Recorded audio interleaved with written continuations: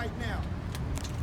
We're in the middle of Travis Park, standing in front of a memorial dedicated to white supremacy. If you wake up black in this country, you're waking up every day to the reality and the burden and the proof of white supremacy. Lest we forget. Lest we forget is the reminder etched all across this country of where we started, of who really mattered. So all of y'all out here should understand why this space was chosen, why this side of the monument was chosen. Because we live in a country that is silent about Black Lives Matter. So if you believe, as I believe, even in the face of slavery, Jim Crow, mass incarceration, a system that was built perfectly to keep us oppressed, lest we forget, raise your hands in solidarity that Black Lives Matter. When I say Black Lives Matter, Black Lives Matter. You say Black Lives Matter. Black Lives Matter. Black Lives Matter. Black Lives Matter. Black Lives Matter. Black Lives Matter. Black Lives Matter.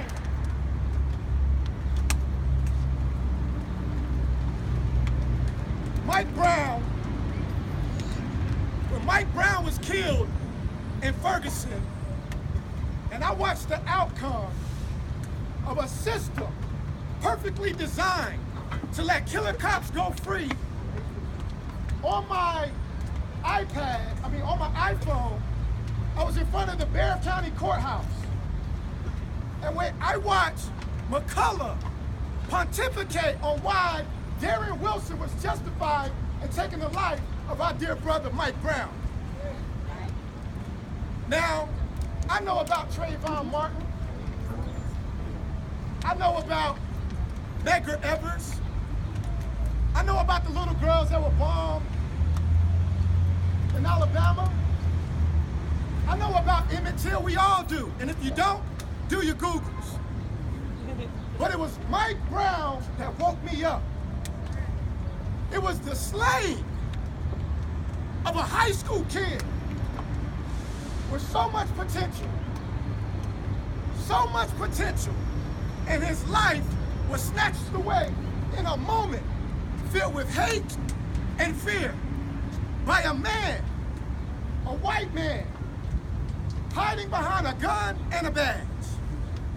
9 shots he fired. What I do know is Mike Brown's body laid in that street for 4.5 hours. That's what I do know. What I do know is Darren Wilson wasn't indicted. So that woke me up. And so we started marching in the streets of San Antonio. We did a rally at Bexar County. And that's when I found out about a gentleman by the name of Marquise Jones, who on February 28, 2014, was gunned down by Robert Encina, a cop currently employed by the San Antonio Police Department. I watched the media drag Marquise's name through the mud.